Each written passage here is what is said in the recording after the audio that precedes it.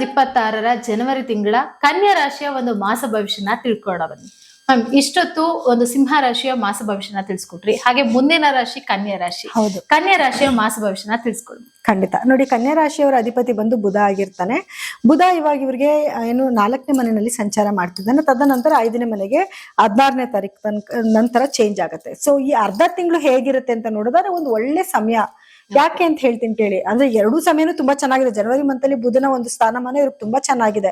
So ಮೊದಲನೇದಾಗಿ 4ನೇ ಮನೆಯಲ್ಲಿ ಇರೋವರೆಗೂ ಕೂಡ ಇವ್ರೇನಾದ್ರೂ ಹಣ ಆಸ್ತಿ ಸಂಪಾದನೆ ಮಾಡ್ಬೇಕು, ಏನಾದ್ರು ಒಂದು ಭೂಮಿ ತಗೋಬೇಕು, ಅಥವಾ ಮನೆನ ರಿನೋವೇಟ್ ಮಾಡಿಸ್ಬೇಕು, ಯಾವ್ದಾದ್ರು ಕಾರ್ ತಗೋಬೇಕು, ಈ ರೀತಿ ಏನೇ ಇದ್ರೂ ಕೂಡ ಅದೆಲ್ಲಾನು ಫುಲ್ಫಿಲ್ ಆಗುವಂತ ಒಂದು ಟೈಮ್ ಆಗಿರುತ್ತೆ. ಸೊ ಅದೊಂಥರ ಅದೃಷ್ಟಕರವಾದ ಒಂದು ಸಮಯನೇ ಆಗಿರುತ್ತಲ್ವಾ. ಸೊ ಹಾಗಾಗಿ ಆ ಕೆಲಸಗಳಲ್ಲಿ ಇವ್ರಿಗೆ ಯಶಸ್ಸು ಸಿಗುತ್ತೆ. ಯಾವಾಗ ಬುಧ ಸ್ವಲ್ಪ ಕಂಬಸ್ಟ್ ಆಗ್ತಾನೆ, ಅಂದ್ರೆ ಸೂರ್ಯನ ಶಾಖಕ್ಕೆ ತನ್ನ ಸತ್ವಗಳನ್ನ ಕಳ್ಕೊಂತಾನೆ, ಆ ಸಮಯದಲ್ಲಿ ಮಾತ್ರ ಸ್ವಲ್ಪ ಇವ್ರಿಗೆ ಏನ್ ಕೆಲಸದಲ್ಲೂ ಸ್ವಲ್ಪ ಬೇಗ ಅಭಿವೃದ್ಧಿ ಆಗೋದಿಲ್ಲ, ಅಥವಾ ಇವ್ರಿಗೆ ಡಿಸಿಷನ್ ತಗೊಳಕ್ಕೆ ಕಷ್ಟ ಆಗ್ಬಿಡುತ್ತೆ. ಅಥವಾ ತಗೊಂಡ್ರು ಕೂಡ ಅದೇನು ಬೇಗ ಬೇಗ ಇವ್ರಿಗೆ ಸಕ್ಸಸ್ ಆಗೋದಿಲ್ಲ. ಏನೋ ಒಂದ್ ಸ್ವಲ್ಪ ಡಲ್ ತರ ಆಗ್ಬಿಡ್ತೀವಿ. ಏನಾಗುತ್ತೆ, ನಾವು ಆರೋಗ್ಯವಾಗೇ ಇರ್ತೀವಿ ಅಂತ ಇಟ್ಕೊಳ್ಳಿ, ಏನೋ ಒಂದ್ ಸ್ವಲ್ಪ ತಲೆನೋವು ಇದು ಬಂದಾಗ ನಮ್ ಕೆಲ್ಸದಲ್ಲಿ ಒಂದ್ ಸ್ವಲ್ಪ ಸ್ಲೋ ಡೌನ್ ಆಗ್ತೀವಿ. ಆ ರೀತಿ ಸ್ವಲ್ಪ ಆಗುತ್ತೆ. ಅದು ಬಿಟ್ರೆ ಇವ್ರಿಗೆ ಹಣ ಆಸ್ತಿ ಇದು ಮೀನ್ಸ್ ಆಸ್ತಿ ಎಲ್ಲ ತಗೊಳ್ಳೋದಕ್ಕೆ ಕೂಡ ಒಂದು ಒಳ್ಳೆ ಟೈಮ್ ಆಗಿರುತ್ತೆ. ಮತ್ತೆ ಮನೆ ರಿನೋವೇಟ್ ಮಾಡೋದು, ಅದಕ್ಕೆಲ್ಲ ಒಳ್ಳೊಳ್ಳೆ ಕೆಲ್ಸದವ್ರು ಸಿಗ್ತಾರೆ, ಬೇಗ ಬೇಗ ಕೆಲಸಗಳು ಫಿನಿಶ್ ಆಗುತ್ತೆ. ಜಾಗ ತಗೊಳಕ್ಕೂ ಕೂಡ ಒಳ್ಳೆ ಟೈಮ್ ಆಗಿರುತ್ತೆ. ಇನ್ನ ಇವ್ರಿಗೆ ಸೆಕೆಂಡ್ ಲಾರ್ಡ್ ಅಂದ್ರೆ 2ನೇ ಮನೆ ಅಧಿಪತಿ ಆಗಿರೋ ಶುಕ್ರನು ಕೂಡ ಅದೇ ಮನೆಯಲ್ಲೇ ಸಂಚಾರ ಮಾಡ್ತಾ ಇರ್ತಾನೆ.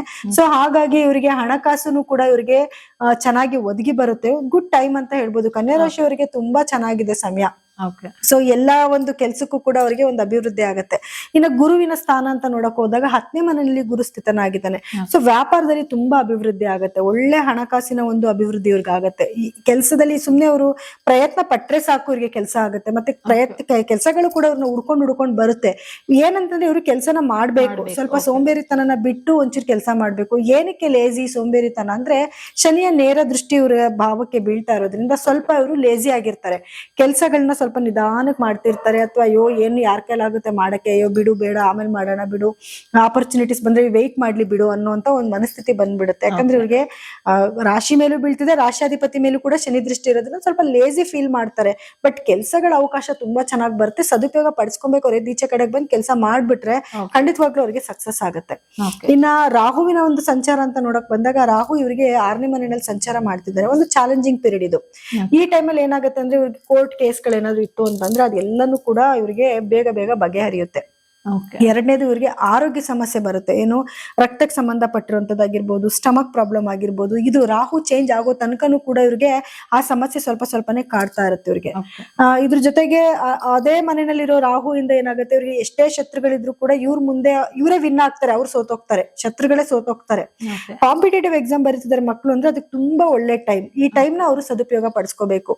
ಮತ್ತೆ ಕೋರ್ಟ್ ಕೇಸ್ಗಳು ನಾನು ಆಗ್ಲೇ ಹೇಳ್ದೆ, ಅದು ನಿವಾರಣೆ ಆಗುತ್ತೆ.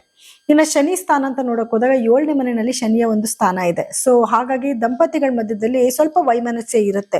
ಅಂದ್ರೆ ಅದಕ್ಕೆ ಕಿತ್ತೋಗ್ಬಿಡುತ್ತೆ ಅನ್ನೋ ಲೆವೆಲ್ಗೆ ಇರೋದಿಲ್ಲ, ಸ್ವಲ್ಪ ವೈಮನಸ್ಯ ಅವಾಗ ಸ್ವಲ್ಪ ಕೋಲ್ಡ್ ವಾರ್ ತರ ನಡೀತಾನೆ ಇರುತ್ತೆ. ಮತ್ತೆ ಹಾಗಾಗಿ ಸರಿ ಹೋಗುತ್ತೆ, ಈ ರೀತಿ ಇರುತ್ತೆ. ಬಟ್ ತುಂಬಾನೇ ಅದು ಎಲಬ್ರೇಟ್ ಆಗೋದು, ಜಾಸ್ತಿ ಆಗೋದು ಆಗೋದಿಲ್ಲ. ನೀವು ಕೂಡ ಇವರು ಕೂಡ ಸ್ವಲ್ಪ ಒಂಚೂರು ಅವಾಯ್ಡ್ ಮಾಡ್ಕೋಬೇಕು. ತಾಳ್ಮೆಯಿಂದ ಇದ್ದು ಸ್ವಲ್ಪ ಇದನ್ನ ಬಗೆಹರಿಸ್ಕೋಬೇಕು. ನಾನು ಆಗ್ಲೇ ಬುಧ ಗ್ರಹದ ಹೇಳಿದೆ 4ನೇ ಮನೆಗೆ ಅಂತ. 4ನೇ ಮನೆಯಿಂದ 5ನೇ ಮನೆಗೆ ಸಂಚಾರ ಮಾಡಿದಾಗೂ ಕೂಡ ಇವ್ರಿಗೆ ಅದು ಒಂದು ಪೂರ್ವ ಪುಣ್ಯ ಸ್ಥಾನ ಆಗಿರೋದ್ರಿಂದ ಅದು ಕೂಡ ಒಂದು ಅದೃಷ್ಟಕರನೇ. ಇವ್ರಿಗೆ ಎಲ್ಲಾ ಕೆಲಸಗಳಲ್ಲೂ ಸ್ವಲ್ಪ ಯಶಸ್ಸು ಸಿಗುತ್ತೆ, ಸ್ವಲ್ಪ ಕೆಲಸಗಳು ಬೇಗ ಆಗುತ್ತೆ.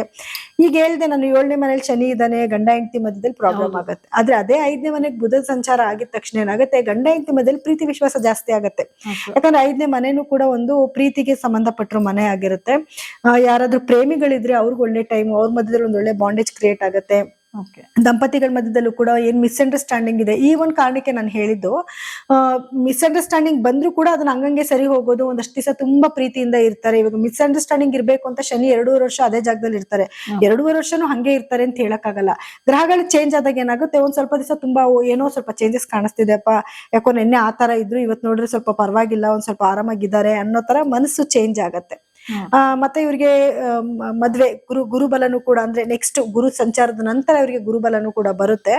ಬಟ್ ಗುರುವಿನ ಒಂದು ದೃಷ್ಟಿ ಲಗ್ನಾಧಿಪತಿ ಮೇಲೆ ಬೀಳ್ತಾ ಇರೋದ್ರಿಂದ ಪ್ರೀತಿ ವಿಶ್ವಾಸ ಜಾಸ್ತಿ ಆಗೋದು, ಲವ್ ಅದ್ರ ಬಗ್ಗೆ ಮಾತಾಡುವಂಥದ್ದು, ಮನೇಲಿ ಕುತ್ಕೊಂಡು ಮದ್ವೆ ಬಗ್ಗೆ ಮಾತಾಡುವಂಥದ್ದು, ಇಬ್ರು ಮಧ್ಯೆ ಪ್ರೀತಿ ಜಾಸ್ತಿ ಆಗೋದು ಕೂಡ ಇವ್ರಿಗೆ ಚೆನ್ನಾಗಿರುತ್ತೆ. ಹಾಗೆ ಮಕ್ಕಳ ಮೇಲೂ ಅಷ್ಟೇ, ಮಕ್ಕಳಿಂದ ಅಭಿವೃದ್ಧಿ ಆಗುವಂಥದ್ದು, ಮಕ್ಕಳು ಎಜುಕೇಶನ್ ಮುಂದೆ ಇರುವಂತದ್ದು, ಇದು ಕೂಡ ಇವ್ರ ಜೀವನದಲ್ಲಿ ನಡೀತಾ ಹೋಗುತ್ತೆ. ಇನ್ನು ಬೇರೆ ಗ್ರಹಗಳು, ಸಾಕಷ್ಟು ಗ್ರಹಗಳು ಇವ್ರಿಗೆ 4ನೇ ಮನೇಲಿ ಸಂಚಾರ ಮಾಡೋದ್ರಿಂದ ಆ ಭಾವಕ್ಕೆ ಸ್ವಲ್ಪ ಒತ್ತಡ ಜಾಸ್ತಿ ಆಗತ್ತೆ. ಮತ್ತೆ 5ನೇ ಮನೆಗೂ ಅಷ್ಟೇ, ಅದು 4ನೇ ಮನೆಯಿಂದ 5ನೇ ಮನೆಗೂ ಕೂಡ ಸಂಚಾರ ಮಾಡಿದಾಗ ಮಕ್ಕಳ ಆರೋಗ್ಯದಲ್ಲಿ ಕೇರ್ಫುಲ್ ಆಗಿರ್ಬೇಕು. ಅಂದ್ರೆ ಸ್ವಲ್ಪ ಏಳೋದು ಬೀಳೋದು, ಏಟ್ ಮಾಡ್ಕೊಳ್ಳೋದು, ಈ ರೀತಿ ಮಾಡ್ಕೊಳ್ಳೋ ಚಾನ್ಸಸ್ ಇರುತ್ತೆ. ಸ್ವಲ್ಪ ವೆಹಿಕಲ್ಸ್ ನ ಅವ್ರಿಗೆ ಕೊಡಕ್ ಹೋಗ್ಬೇಡಿ. ಮತ್ತೆ ಏನಾದ್ರೂ ಸಮಸ್ಯೆಗಳು ಬಂತು ಅಂದ್ರೆ ನೀವು ಅವಾಗೆ ನೋಡ್ಕೊಳ್ಳೋದು ಒಳ್ಳೇದು, ನೆಗ್ಲೆಕ್ಟ್ ಮಾಡಕ್ ಹೋಗ್ಬೇಡಿ. ಮಕ್ಕಳನ್ನ ಸ್ಕೂಲಿಂದ ಕರ್ಕೊಂಡ್ ಬರೋದು ಈ ರೀತಿ ಜಾಗದಲ್ಲಿ ಏನಾದ್ರು ತೊಂದರೆಗಳಾಗೋ ಚಾನ್ಸಸ್ ಕೂಡ ಇರುತ್ತೆ. ಸ್ವಲ್ಪ ಕೇರ್ಫುಲ್ ಆಗಿರ್ಬೇಕು. ಪಾಸಿಟಿವ್ ಅಂತ ನೋಡಕ್ ಹೋದಾಗ ಅವ್ರಿಗೆ ಸ್ವಲ್ಪ ಎಜುಕೇಶನ್ ಅಲ್ಲಿ ಅಭಿವೃದ್ಧಿ ಆಗ್ತಾರೆ, ಸ್ಪೋರ್ಟ್ಸ್ ಅಲ್ಲಿ ಚೆನ್ನಾಗಿ ಗೆದ್ಕೊಂಡ್ ಬರುವಂತದ್ದು ಇದೆಲ್ಲಾನು ಕೂಡ ಆಗತ್ತೆ. 4th house ಅಲ್ಲಿ ಇದ್ದಾಗೂ ಹಾಗೆ ತಾಯಿ ಆರೋಗ್ಯದಲ್ಲಿ ಕೂಡ ಸ್ವಲ್ಪ ಪ್ರೆಷರ್ ಜಾಸ್ತಿ ಆಗುವಂತದ್ದು, ಅವ್ರಿಗೊಂದ್ ಸ್ವಲ್ಪ ಆರೋಗ್ಯದಲ್ಲಿ ಏರುಪೇರು ಆಗೋದು ಆಗುತ್ತೆ. ಒಳ್ಳೇದೇನು ಅಂತಂದ್ರೆ ಇವ್ರಿಗೆ ಮನೆ ತಗೊಳ್ಳೋದು, ಆಸ್ತಿ ತಗೊಳ್ಳೋದು, ಇದು ಕೂಡ ಇವರಿಗೆ ಆಗ್ತಾ ಹೋಗುತ್ತೆ. ಸೊ ಓವರ್ ಆಲ್ ಆಗಿ ನೋಡಕ್ ಹೋದಾಗ ನೆಗೆಟಿವಿಟಿ ಸ್ವಲ್ಪ ಕಮ್ಮಿನೇ ಇದೆ, ಪಾಸಿಟಿವಿಟಿ ತುಂಬಾ ಚೆನ್ನಾಗಿದೆ. ಒಟ್ಟಿನಲ್ಲಿ ಕನ್ಯಾ ರಾಶಿಯವರಿಗೆ ಟೈಮ್ ತುಂಬಾನೇ ಚೆನ್ನಾಗಿದೆ, ಇದು ಒಂದು ಒಳ್ಳೆ ಸಮಯ. ಪರಿಹಾರ ಏನ್ ಮಾಡ್ಕೊಬೇಕು ಇವ್ರು ಅಂತ ನೋಡಿದ್ರೆ, ಇವ್ರು ನೋಡಿ ವಿಷ್ಣು ಸಹಸ್ರನಾಮನ ಪ್ರತಿದಿನ ವಿಷ್ಣು ಸಹಸ್ರನಾಮ ಕೇಳುವಂಥದ್ದು, ಅಥವಾ ವಿಷ್ಣುವಿನ ದೇವಸ್ಥಾನಕ್ಕೆ, ವಿಷ್ಣುಗೆ ಸಂಬಂಧಪಟ್ಟರು ಯಾವ್ದಾದ್ರು ದೇವಸ್ಥಾನಕ್ಕೆ ಹೋಗಿ ಬರೋದು, ಅಥವಾ ತಿಂಗ್ಳಿಗೆ ಒಂದ್ಸತಿನೋ ಅಥವಾ 6 ತಿಂಗಳಿಗೆ ಒಂದ್ಸತಿನೋ ತಿರುಪತಿಗೆ ಹೋಗಿ ದೇವ್ರ ದರ್ಶನ, ಬಾಲಾಜಿ ದರ್ಶನ ಮಾಡ್ಕೊಂಡ್ ಬರೋದು, ಇದನ್ನ ಮಾಡ್ಕೊಳ್ಳೋದ್ರಿಂದನೂ ಅವ್ರಿಗೊಂದು ಅದೃಷ್ಟ ಸಿಗತ್ತೆ. ಇನ್ನ ಇವ್ರಿಗೆ ಗುರುನು ಒಳ್ಳೆ ಪ್ಲೇಸ್ಮೆಂಟ್ ಅಲ್ಲಿ ಇದ್ದಾರೆ, ಗುರುಗಳ ದೇವಸ್ಥಾನಕ್ಕೆ ಹೋಗೋದು, ಗುರುಗಳ ಆರಾಧನೆ ಮಾಡೋದನ್ನ ಮಾಡ್ಕೊಬೇಕು. ಸ್ವಲ್ಪ ದಾನ ಧರ್ಮ ಮಾಡ್ಬೇಕು, ಯಾಕಂದ್ರೆ ಶನೇಶ್ವರ 7ನೇ ಮನೇಲಿ ಕೂತ್ಕೊಂಡು ಲಗ್ನಾನೇ ನೋಡ್ತಾ ಇರೋದ್ರಿಂದ ಒಂಚೂರು ಸಾಧ್ಯ ಆದಷ್ಟು ಪ್ರತಿ ಶನಿವಾರದ ದಿವಸ ಏನ್ ಅವ್ರಿಗೆ ಕೊಡಕ್ ಸಾಧ್ಯನೋ ಅದನ್ನ ಅಕ್ಕಿ ಬೇಳೆ ಆಗಿರ್ಬೋದು ಅಥವಾ ಎಣ್ಣೆ ಆಗಿರ್ಬೋದು, ಅದನ್ನ ಕೊಡೋದ್ರಿಂದ ಏನಾಗುತ್ತೆ, ಸ್ವಲ್ಪ ನೆಗೆಟಿವಿಟಿ ಕಮ್ಮಿ ಆಗತ್ತೆ. ಮುಖ್ಯವಾಗಿ ಇವರು ಪ್ರತಿ ಶನಿವಾರ ಎಣ್ಣೆ ಹಚ್ಕೊಂಡು ಸ್ನಾನ ಮಾಡ್ಬೇಕು, ಯಾಕಂದ್ರೆ ಸ್ವಲ್ಪ ಲೇಸಿನೆಸ್ ಇರುತ್ತೆ ಅಂತ ಹೇಳಿದೆ. ಅದೇನಾಗುತ್ತೆ, ಆ ಜಡತ್ವ ಒಂದ್ ಸ್ವಲ್ಪ ಹೋಗುತ್ತೆ. ಪ್ರತಿ ಶನಿವಾರ ಇವರು ಎಣ್ಣೆ ಹಚ್ಕೊಂಡು ಸ್ನಾನ ಮಾಡೋದು, ಮನೇಲಿರೋ ಅಂತ ನೆಗೆಟಿವಿಟಿ ಧೂಳು ದೂಸಿ ಎಲ್ಲ ತೆಗೆದು ಈಚೆ ಹಾಕೋದು, ಟಾಯ್ಲೆಟ್ಗಳನ್ನ ಕ್ಲೀನ್ ಮಾಡ್ಕೊಳ್ಳೋದು ಮಾಡ್ಕೊಂಡ್ರೆ ಸಣ್ಣ ಪುಟ್ಟ ನೆಗೆಟಿವಿಟಿ ಏನು ಇದ್ರು ಕೂಡ ಇವ್ರಿಗೆ ಅದು ಹೋಗುತ್ತೆ. ಹಾಗೆ ಇವರು ಬುಧ ಚೆನ್ನಾಗಿರೋದ್ರಿಂದ ನಮ್ಮಲ್ಲಿ ಸಿಗುವಂತ ಬುಧ ಗ್ರಹದ ಒಂದು ಕ್ರಿಸ್ಟಲ್ಸ್ ನ ಕೂಡ ಇವ್ರು ಹಾಕೊಂಡ್ರೆ ಇನ್ನೊಂದಷ್ಟು ಅಭಿವೃದ್ಧಿ ಇವರಿಗೆ ತುಂಬಾ ಚೆನ್ನಾಗಾಗತ್ತೆ. ಓಕೆ, ನೋಡಿದ್ರಲ್ಲ ವೀಕ್ಷಕರೇ, 2026 ಜನವರಿಯಲ್ಲಿ ಕನ್ಯಾ ರಾಶಿಯ ಒಂದು ಮಾಸ ಭವಿಷ್ಯ ಹೇಗಿತ್ತು ಅಂತ. ಹಾಗಿದ್ರೆ ಬನ್ನಿ ಮುಂದಿನ ರಾಶಿಯ ಮಾಸ ಭವಿಷ್ಯನ ತಿಳ್ಕೊಳ್ಳೋಣ.